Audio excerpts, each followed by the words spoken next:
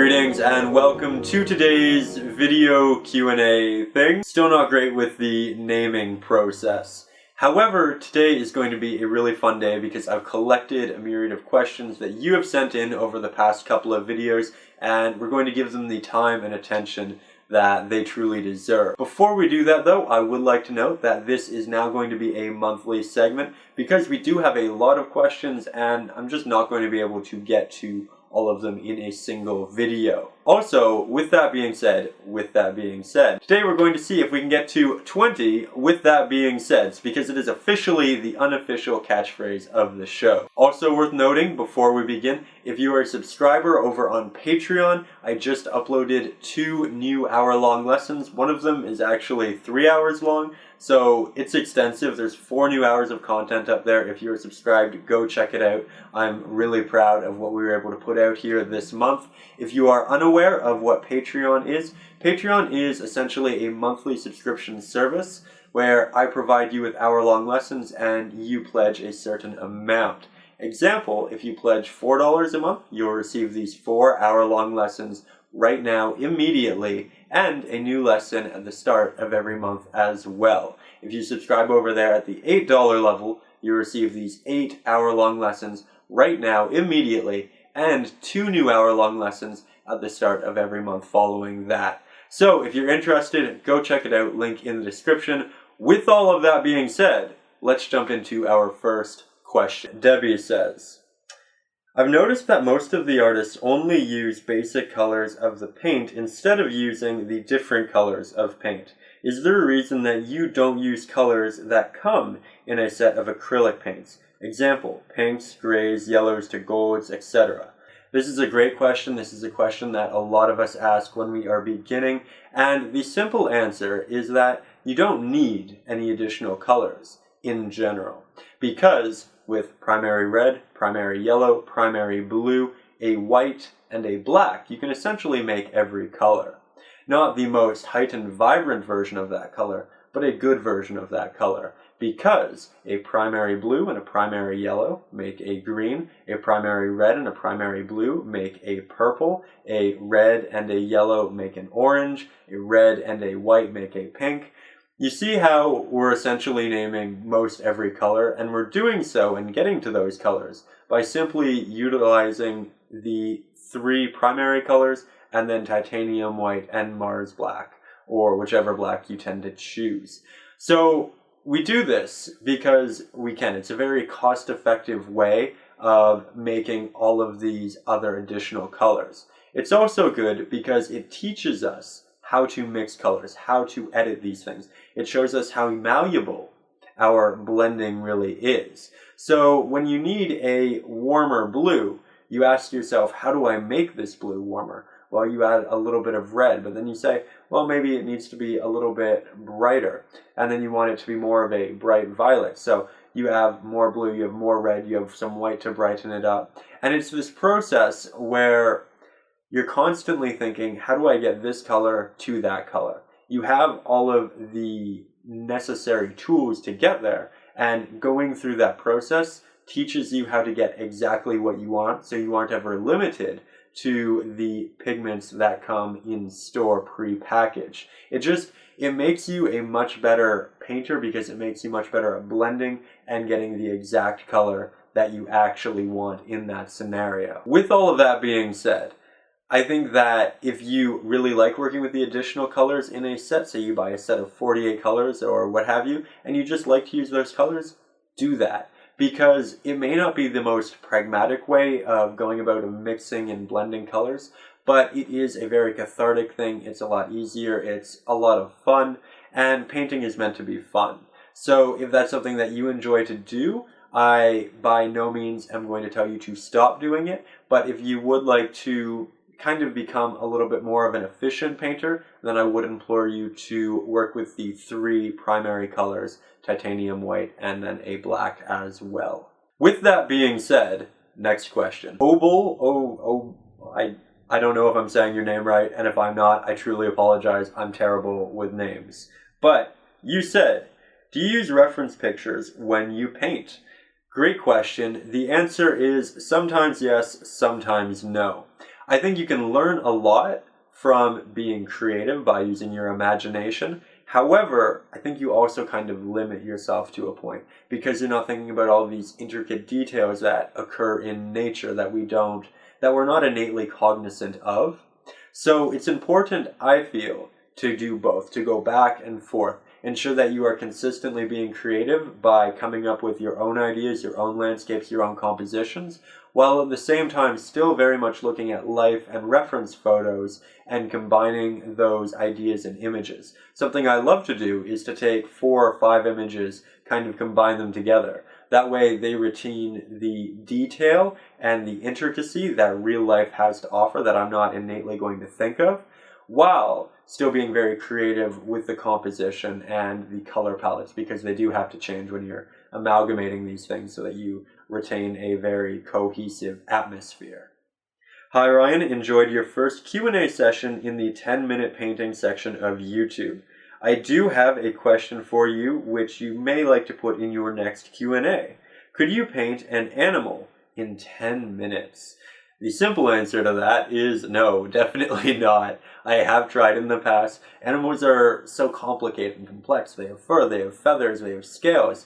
There's a myriad of different little intricacies. And it simply isn't achievable for me at this point in the 10-minute time span. Will I be able to do it in the future? I'm not sure, but in the near future, it's not something that's going to happen. However, I do have a lot of questions like this and a lot of requests for this type of thing. So I would like to do a bird or an animal over on the hour-long lessons on Patreon by the end of the summer. That is a goal that I have. I would love to do that here with you and kind of go over fur, feathers, all of these different types of things as well. Show you some interesting brush tricks. But no to 10 minutes, yes to an hour plus. Frank O'Neill asks, how did you start making YouTube videos, and do you have any advice for those of us who are also considering it?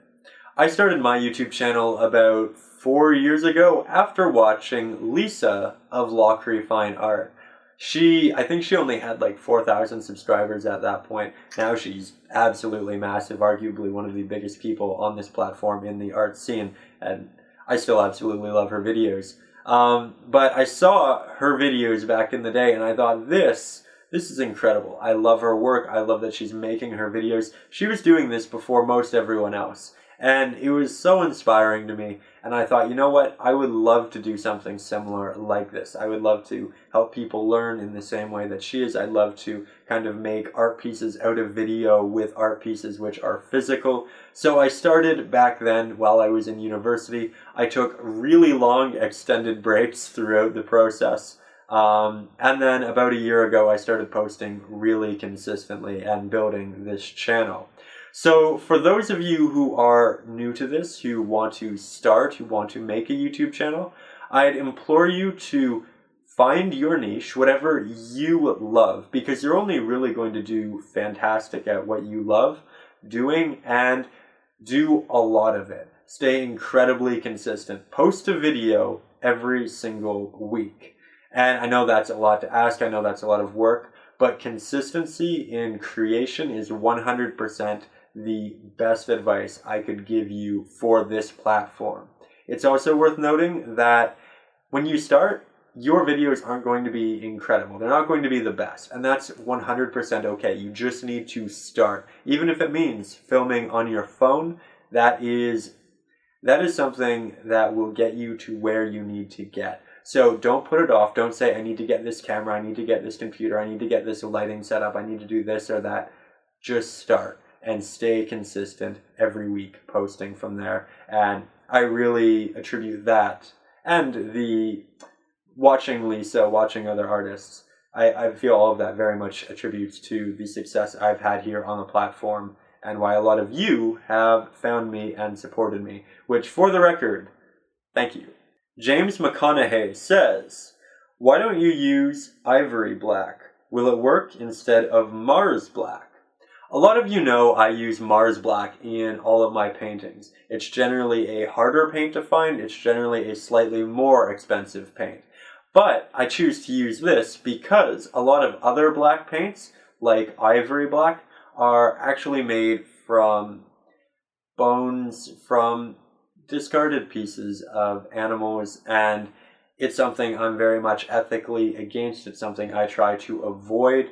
Archon Wizard, very creative name, says, is there a way to create mountains without a knife, but in a short time? The answer is yes. I do have a lesson up on my channel already. I will put a picture of it up on the screen, and I'll put a link to it in the description for you to go and check out. Carissa says, thank you for this, Ryan. Any chance we can see your color palette while you paint? Very common question. I get this on all of the videos. And the answer is no, unfortunately not. I tried to do this initially when I started this series. However, it's very time consuming to show you me mixing the paint to bring up my palette. I know that sounds insane, but when you only have 10 minutes, every second counts. And in the process, my color palette becomes a complete mess. And I wouldn't want to kind of implore anyone to paint in a similar manner with a palette that looked like that. So in the hour-long lessons over on Patreon, I do show all of my mixing. I do show my palette throughout the entirety of it. But in that, I'm able to keep a very clean, concise palette. Something that I can, say, this is what you should do with. But over here on the 10-minute painting channel, there isn't enough time for me to go back and forth to show you and to keep something that's actually educational. So I am sorry about that, but if you really are interested, there is an option for seeing all of that as well. Sarah says, I love your 10-minute paintings. I do wonder though, why do you use such small canvas? And I use the small canvas for a litany of different reasons. The first being, it doesn't take much time to fill up. It's a great, easy way to get something done and show you a full composition and painting within a 10-minute process. The smaller canvases are also great because they are very easy to store. I can stack hundreds of them and take up no space at all. I think they're also fantastic because they act as great incentives for beginners to begin painting. Because if you begin on a massive canvas, that's going to take you months as a beginner to finish. You'll probably get bored at a point, you'll probably get a little frustrated at a point, and that isn't good. So for beginners, and this channel is for beginners, I implore people to work on smaller canvases because it's actually achievable in a reasonable amount of time. You can see your growth, you can see your success, you can feel good about what you're making, and you don't get kind of bogged down by the very large nature of a big canvas. I think that they're great for beginners, I think they're great for storing, I think they're great for getting ideas out. They are fantastic for just a myriad of reasons. However, when you feel that you've really learned a lot and you're ready to jump into a larger canvas, then I would implore you to do that. I think there's a good room, a good mix for both of them. With that being said, next question. Angie says, would it be possible to explain some basic compositional principles? The more I learn to draw different objects, the more I'm tempted to include all of them in my own works. Obviously, this makes paintings cluttered, and I feel like there must be some rules around this. So yeah, a great way of kind of organizing your painting, ensuring that you have enough of everything and everything's in the right space, is by using the rule of thirds. I'd implore you to Google this. There's a great page on Wikipedia about it. I write about it in my ebook. But essentially, you break your canvas, your area down into 9 quadrants through 4 bars that go across the screen. I'll put it up in this video. You want to ensure that your horizon line is either on one of these 2 lines as opposed to the middle, as that can kind of break the painting in half and kind of separate the viewer's eye subconsciously. You also generally want to put your main subject on one of the 4 intersecting points, as that's the most interesting way to do that. If you put your main subject in the middle of the painting, sometimes it can look stagnant, sometimes it can look boring, and it's a much better way of moving the eye around by arranging your subjects on the intersecting points. So that's the basics of it. Again, I would look into it, I'd look up some more, but it's a really interesting and easy way of setting up a proper composition. With all of that being said, that is our video, as I see my camera battery is blinking red and it's about to die. So, a quick little wrap up here. Thank you so much for watching. If you have any further questions, leave them in the comment section down below of this one. If you'd like clarification or anything cleared up or expanded upon, again, leave it down below. We are going to do another one of these next month, so look forward to that. There will be a new 10-minute painting next week on Saturday, as it always is. There are 2 new hour-long lessons up over on Patreon, so go check those out if you haven't. And as always, above all, I'm trying to speak fast. Stay creative.